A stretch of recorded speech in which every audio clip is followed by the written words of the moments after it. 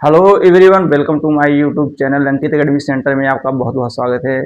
तो चलिए हम आज की क्लास में क्या पढ़ेंगे। आज की क्लास पढ़ेंगे क्लास 10 केमिस्ट्री पढ़ेंगे। क्लास 10 केमिस्ट्री में क्या पढ़ेंगे ना, यही पढ़ेंगे क्या, क्लास 10 केमिस्ट्री।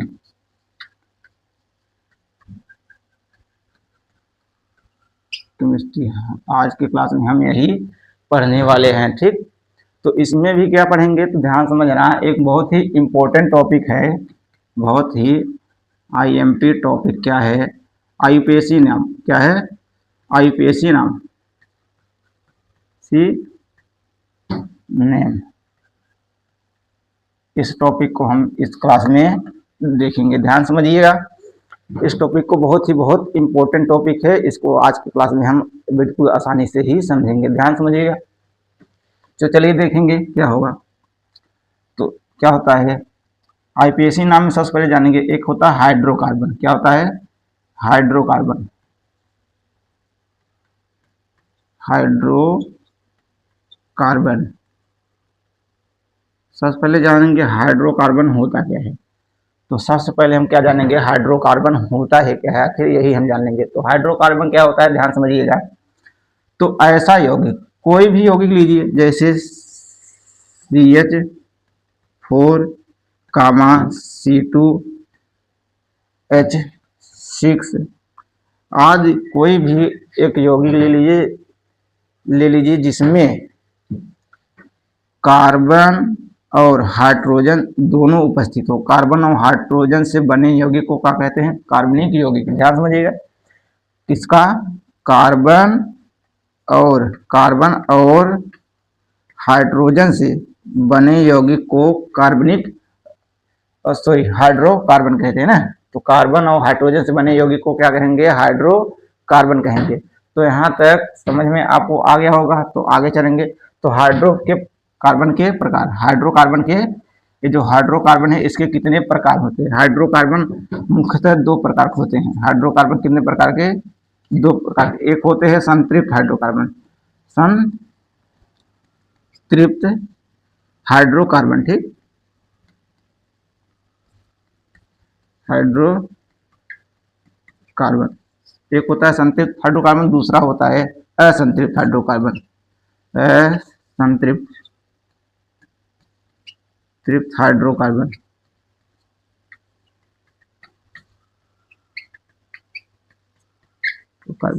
ठीक, तो यहाँ तक क्लियर हो गया होगा। एक तो होता है संतृप्त हाइड्रोकार्बन, दूसरा असंतृप्त हाइड्रोकार्बन होता है ना।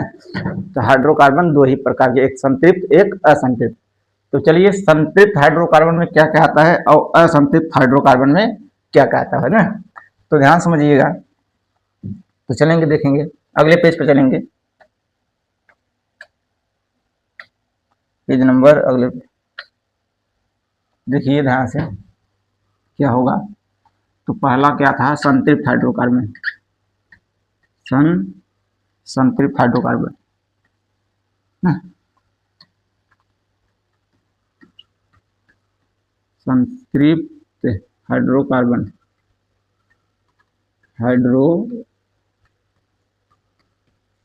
ठीक ना।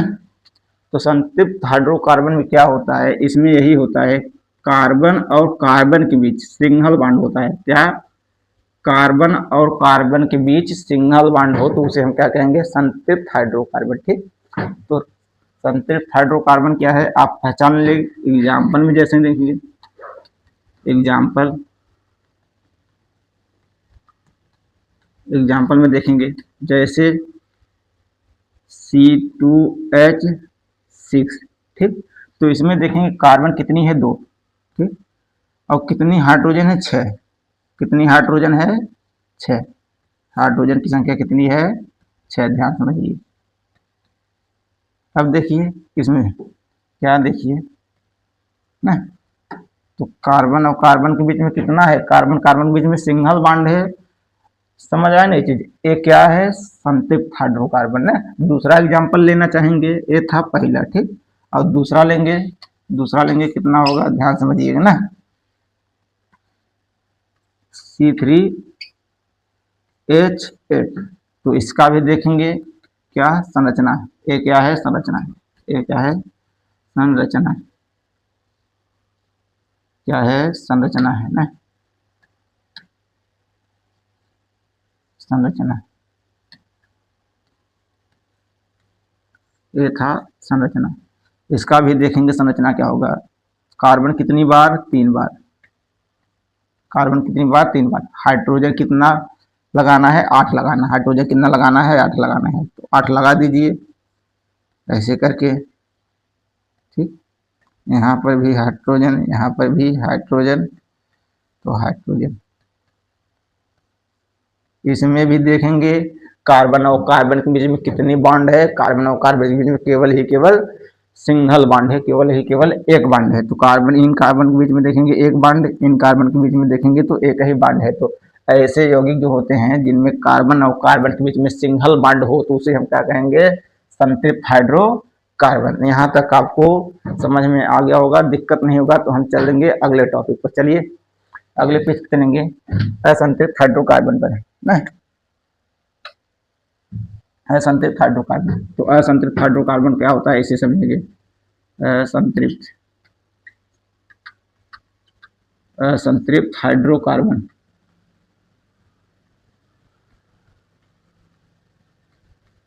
हाइड्रोकार्बन, असंतृप्त हाइड्रोकार्बन क्या है, तो पहला पढ़ लिया संतृप्त और दूसरा असंतृप्त ना। तो इनमें देखिए 2 चीज होता है, क्या, एक तो पहला पहला पहला तरीका क्या है, कार्बन और कार्बन के बीच में, कार्बन कार्बन के बीच में सिंगल बॉन्ड हो, क्या है, कार्बन कार्बन के बीच में सिंगल बॉन्ड हो।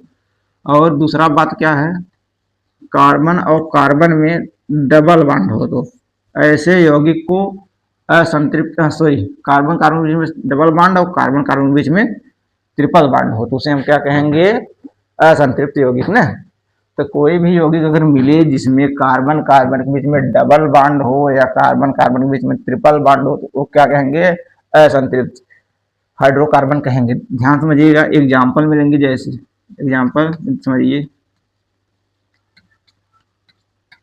एग्जाम्पल में लिखेंगे, ध्यान देखिए, C2H4 ना, ये तो सूत्र है। इसकी संरचना देखेंगे, क्या देखेंगे संरचना, संरचना देखिए कितनी कार्बन है, 2 कार्बन है, ठीक। और हाइड्रोजन कितनी है, केवल ही केवल 4 हाइड्रोजन है, हाइड्रोजन की संख्या 4 है। तो समझिए कार्बन 2 था, हाइड्रोजन 4 हो गया, तो बचेगा यहाँ पर कितना, डबल बॉन्ड लगा देंगे। तो समझ में आना चीज, कार्बन कार्बन में कितना बॉन्ड, डबल बॉन्ड। तो ये जो यौगिक है हमारा कैसा यौगिक है, तो असंतृप्त यौगिक है, ठीक। तो एक तो इसका एग्जाम्पल हो गया। अब दूसरा एग्जाम्पल यहाँ देखेंगे हम, ध्यान समझिए, दूसरा एग्जाम्पल इसका देखिए क्या होगा ना, ले लीजिए उसका, ले लीजिए एग्जाम्पल लेंगे, असंतृप्त में डबल बॉन्ड का एग्जाम्पल हो गया। अब लेंगे क्या, ट्रिपल बॉन्ड का एग्जाम्पल लेंगे, ठीक। तो ट्रिपल बॉन्ड का एग्जाम्पल लेंगे हम, ध्यान समझिएगा ना। तो लिखेंगे क्या, जैसे देखेंगे यहाँ पर क्या होगा, कार्बन लेंगे यहाँ पर ना, 3 कार्बन लेंगे, यहाँ पर कहीं भी एक जगह ट्रिपल बॉन्ड लगा देंगे, ठीक। तो कार्बन की संयोजकता कितनी होती है, 4। तो एक कार्बन से केवल ही केवल कितने जुड़ेंगे, एक कार्बन से केवल 3 ही जुड़ेंगे ना, एक कार्बन से केवल 3 ही बॉन्ड जुड़ सकते हैं, इससे ज्यादा नहीं जुड़ सकती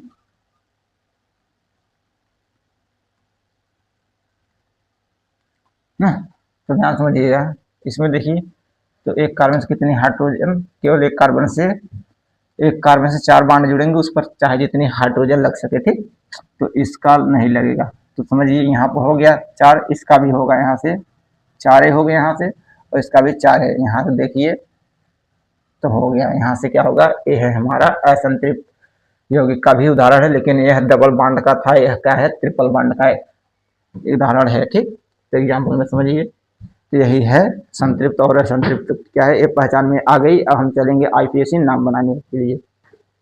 तो चलिए हम अगले पेज पे चलेंगे, अगला पेज क्या करेंगे, आईपीएसी नाम ना। सबसे पहले देखेंगे हम, इनमें हेडिंग लगाएंगे, क्या हेडिंग लगाएंगे, हेडिंग लगाएंगे एल्केन। हेडिंग क्या लगाएंगे, एल्केन, एल्केन, ठीक। हेडिंग हम क्या लगाएंगे, इसमें क्या पढ़ेंगे, एल्केन ना। ध्यान समझिएगा एल्केन क्या है। तो सबसे पहले समझेंगे हम क्या है एल्क। सबसे पहले क्या एल्क का नाम, जो ए होता है एल्क हमारा, ए एल के, एल्क। एल्क हमारा क्या क्या है ए देखेंगे ना, तो ध्यान समझिएगा, C1 C2 C3 C4 C5 C6 ना। आगे देखेंगे क्या होगा, C7 C8 C9 C10 ना। तो C1 को क्या पढ़ा जाएगा, C2 को क्या पढ़ा जाएगा, C3 को, C4 को, C5 को, C6 को। इसी प्रकार इन सबको क्या पढ़ा जाएगा, यहाँ से देखेंगे हम सब, ठीक है ना। इसको पढ़ते हैं मैथ, क्या पढ़ेंगे मैथ ना। इसको हम इंग्लिश में लिखेंगे तो क्या पढ़ेंगे मैथ, मैथ। इसको पढ़ेंगे एथ, इसको पढ़ेंगे प्रूफ, ये क्या है ब्यूट। इसको पढ़ेंगे पेंट, इसको पढ़ेंगे हेक्स, इसको पढ़ेंगे हेप्ट, इसको पढ़ेंगे ऑक्ट, इसको पढ़ेंगे नॉन, इसको पढ़ेंगे डेक। तो समझ में कार्बन कितनी, इसको पढ़ लेंगे तो ध्यान से भी। अब आगे हम चलेंगे, क्या चलेंगे ध्यान समझिएगा ना। आईपीएसी नाम बनाए, जैसे कोई भी आपको मिल गया, ठीक। तो सबसे पहले हम क्या पढ़ेंगे, और सूत्र क्या, और सूत्र के अनुसार ना। तो फिर उसके पहले हम क्या जानेंगे, एल्केन का क्या सामान्य सूत्र क्या होता है, इसका क्या सामान्य सूत्र है, सामान्य सूत्र। एल्केन का सामान्य सूत्र क्या होता है ना, इसका सामान्य सूत्र होता है CnH2n प्लस का 2 होता है। क्या होता है, CnH2n प्लस का 2 होता है, जिसमें क्या है, ये जो C है क्या है, ये जानेंगे C है कार्बन, C क्या है कार्बन, और जो H है, H है हाइड्रोजन, H क्या है, H क्या है हाइड्रोजन, तो H क्या है हाइड्रोजन।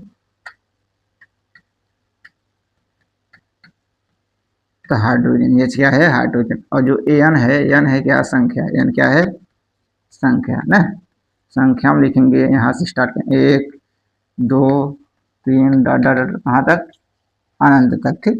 तो ये क्या है हमारा N क्या है संख्या है, ठीक। तो आगे हम अगले पेज पे चलेंगे, ध्यान समझिएगा क्या होगा अगली पेज पे। तो हमारा सामान्य सूत्र यही था, C क्या था Cn ना, CnH2n प्लस का 2, क्या था प्लस का 2 था, यही सूत्र था। तो हम यहाँ पर लेंगे n बराबर 1 लेने पर, क्या ये सूत्र है हमारा। तो इसका क्या लेंगे, n बराबर 1 लेंगे ना, तो C लिखेंगे, जहाँ पर n है क्या होगा यहाँ पर 1, और क्या है H है 2 है, ये है n का स्थान पर क्या लेंगे 1 और प्लस का 2। तो क्या बनेगा इसका, ध्यान समझिएगा, C1 2 का 2 2 दूना 4, C4 बनेगा ना। इसको ऐसे लिखिए या C4 भी लिख सकते हैं, ठीक। तो इसका आईपीएसी नाम क्या बनेगा, और ये जो मिला है, ये हमें जो मिला ये है अणुसूत्र, क्या है अणुसूत्र, क्या है ये अणुसूत्र है, ठीक। तो आईपीएसी नाम क्या होगा, पीएसी जो नाम बनेगा यहाँ पर हमारा, आईपीएसी जो नाम बनेगा ना, आईपीएसी नाम यही होगा। एक कार्बन के लिए हमने अगले पेज में बताया क्या पढ़ते हैं, एक कार्बन के लिए हम पढ़ेंगे इसको मेथ, क्या पढ़ेंगे मेथ, ठीक। और इसके बाद ही ये जो हमने पढ़ा था, ये नाम से ही जानेंगे एल्केन, ठीक। इसको 2 भाग में तोड़ेंगे, एल्क प्लस एन, एल्क प्लस एन, ठीक। तो यहाँ से ध्यान से देखिए साफ साफ, तो एल्क प्लस का एन, ठीक। तो एल्क का हमने यहाँ पर नाम लिख दिया, क्या एल्क का नाम हो गया है मेथ प्लस, और क्या लगा देंगे ANE। तो पूरा इसका नाम क्या बनेगा मेथेन, पूरा नाम क्या बनेगा मेथेन। समझ आए नहीं चीज, यहाँ तक दिक्कत नहीं होगी ना। तो एक क्या है हमारा, एक है अणुसूत्र है ना। तो अणुसूत्र से ही क्या जानेंगे हम आईपीएसी नाम बनाना। तो ध्यान समझिए, हम अगले पेज पे चलेंगे, इसको देखेंगे, ध्यान समझिएगा। अब कोई भी हम लेंगे यहाँ से, जैसे अणुसूत्र पर, अणुसूत्र के आधार पर आईपीएसी नाम, आईयूपीएसी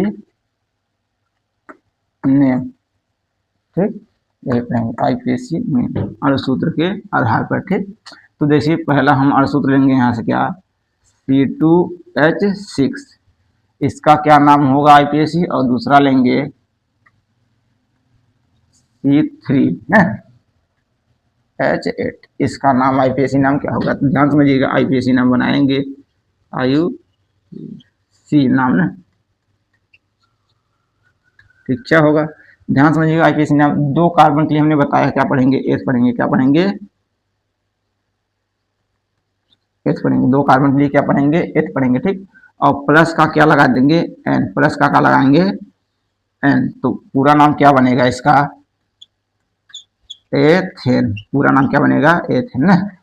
तो इसका नाम क्या हुआ आईपीएसी नाम, एथेन। तो इसका भी देखेंगे, तो तीन कार्बन के लिए क्या पढ़ेंगे, तीन कार्बन के लिए हमने बताया अभी प्रोप, क्या पढ़ेंगे, प्रोप, प्लस का एन लगा देंगे, एन, तो पूरा हमारा यहाँ से नाम क्या बनेगा, प्रोपेन।